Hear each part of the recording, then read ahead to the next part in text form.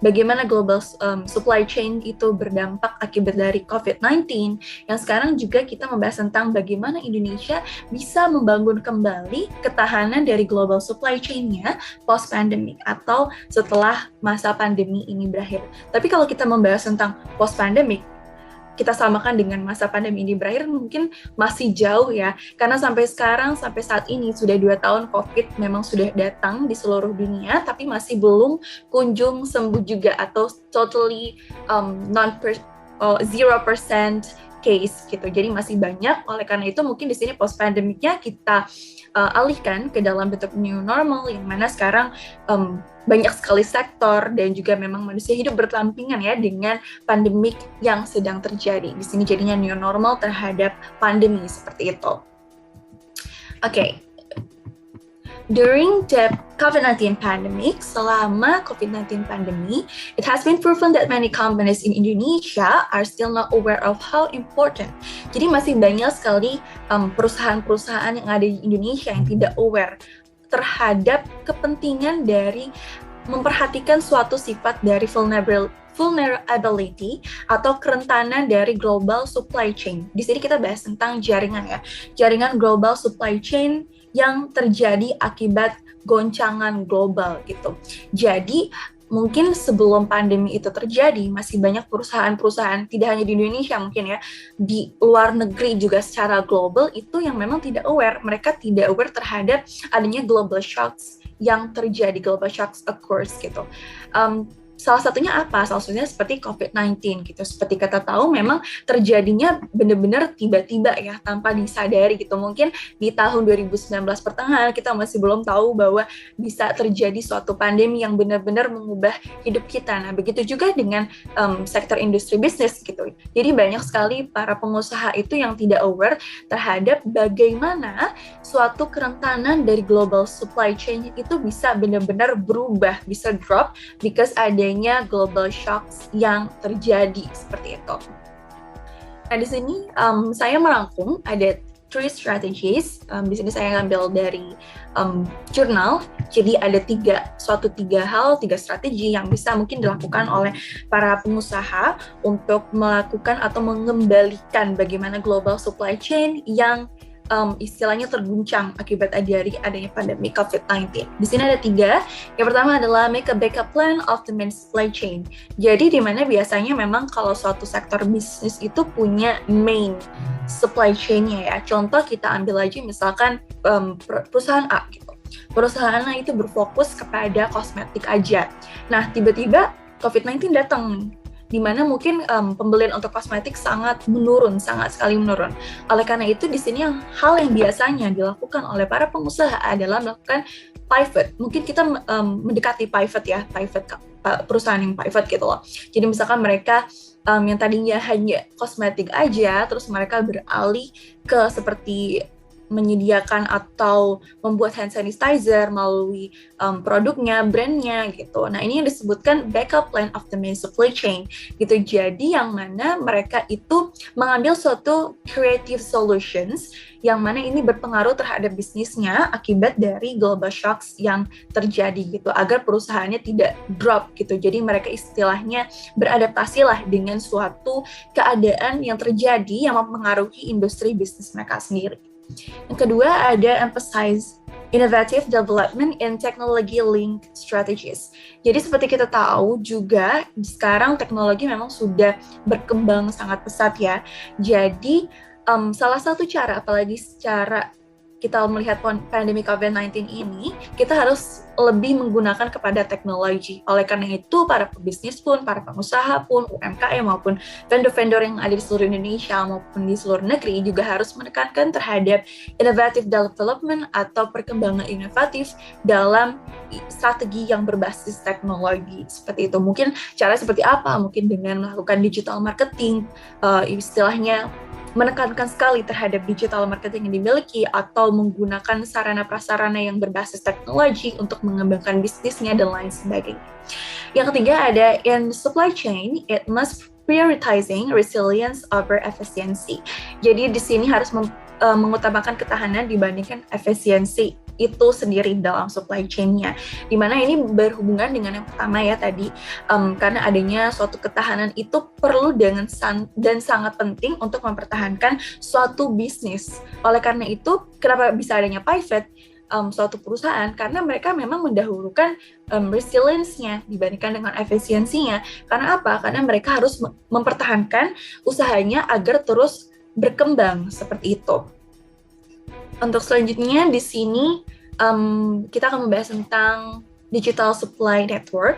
Ini berhubungan dengan tadi yang kedua ya, yang emphasize innovative development in technology link strategies. Di sini ada digital supply network, yang mana digital supply network atau disingkat sebagai DSN will improve the so-called ad hoc and supply chains process, which will support the ability of business to survive in the face of considerable shocks.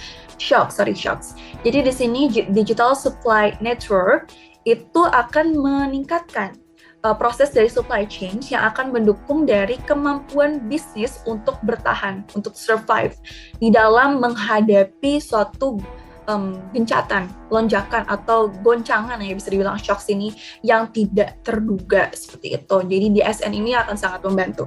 Mungkin untuk lebih dalamnya teman-teman bisa langsung cari aja via internet karena banyak sekali pengertian dari DSN ini untuk membantu bagaimana perusahaan teman-teman, bisnis teman-teman UMKM yang memang terganggu akibat dari adanya pandemi COVID-19. How DSN works? Bagaimana digital supply network works, bagaimana cara DSN ini bekerja.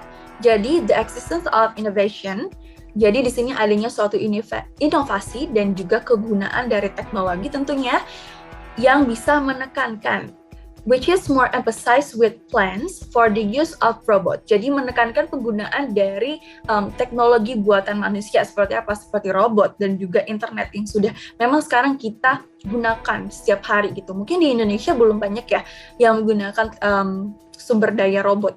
How can we say bukan sumber daya sih, lebih tepatnya kayak kecerdasan buatan seperti robot. Tapi di luar negeri sudah banyak sekali memang perusahaan-perusahaan atau bisnis yang menggunakan robot. Let's say ada Jepang gitu. Kalau misalnya kita bisa ngeliat Jepang di restoran tuh ada kan ya, yang restoran itu udah serve robot sebagai istilahnya penjaganya gitu kan, atau yang nganterin makanan gitu. Jadi di sini adalah salah satu kegunaan juga dari DSN, begitu pula dengan internet seperti yang kita gunakan sekarang. Kalau misalnya kita melakukan webinar secara online, lalu juga melakukan marketing secara online, melalui sebagainya, itu memang sangat membutuhkan sekali internet gitu. Terus yang kedua, the use of technology by related parties, jadi penggunaan dari teknologi oleh beberapa pihak will be able to directly monitor the process and realization, bisa secara langsung memonitor atau mengawasi proses dan juga realisasi dari procurement of government value atau pengadaan dari government value atau nilai dari pemerintahan untuk barang dan juga jasa gitu. Jadi di sini memang sangat membantu untuk teknologi di dalam pengetahuan terhadap government value untuk goods and also service gitu. Jadi di sini adalah bagaimana how the DSN works yang sangat berguna sekali untuk para teman-teman semua untuk mengembangkan bisnisnya di tengah-tengah era pandemik. Oke, selanjutnya juga ini saya ngambil dari jurnal dari McKinnon. Jadi ada beberapa step untuk overcome supply chain resilience issues, such as yang pertama adalah help develop a risk management culture. Yang kedua ada risk mitigation, mitigasi resiko di dalam internal production atau produksi internal dan juga sistem logistik. Terus juga yang ketiga melakukan penguatan supply chain collaboration, jadi melakukan penguatan terhadap kolaborasi ya atau kerjasama supply chain. Ini juga yang keempat ini berkesinambungan dengan yang ketiga, yaitu sharing risk information with supply chain partners atau istilahnya sharing terhadap informasi risiko dari partnernya si supply chain ini. Jadi dengan adanya sharing-sharing ini maupun kolaborasi ini, jadi para pengusaha-pengusaha itu bisa menemukan satu one way untuk menangani dari resilience supply chain yang terganggu gitu. Jadi ibaratnya find one way didasarkan kepada suatu kolaborasi, kerjasama, pemikiran, arguments dan lain sebagainya seperti itu. Terus yang kelima ada improve supply chain agility. Ya, keenam ada increase redundancy or supply at critical points surrounding system skill supplier problem, atau meningkatkan redundansi atau penawaran terhadap critical points yang diselingi oleh system skill supplier problem atau masalah sistem dari supplier, kemampuan supplier. Terus juga yang ketujuh ada monitor and analyze errors that have occurred. Jadi di sini mengawasi dan juga menganalisasi suatu error atau hal-hal yang bisa dibilang bermasalah yang terjadi di global supply chain tersebut. Terus yang selanjutnya ada implement a stress test system regularly. Jadi mengimplementasikan a stress test system secara setiap hari gitu, ibaratnya setiap hari atau sering dilakukan. Terus juga yang terakhir ada insure against supply chain risk atau mengasuransikan terhadap risiko supply chains, karena masih banyak sekali perusahaan yang currently do not have the awareness to consider their supply chain resilience, yang banyak sekali perusahaan itu tidak sadar terhadap ketahanan supply chain-nya mereka sebagai as a part of their approach to business sustainability, risk, and management, sebagai pendekatan mereka terhadap ketahanan atau keseimbangan risiko bisnis dan manajemen bisnis milik mereka. Seperti itu. Oke, mungkin segini untuk sharing session kita terkait dengan how Indonesia can rebuild global supply chain resilience post pandemic.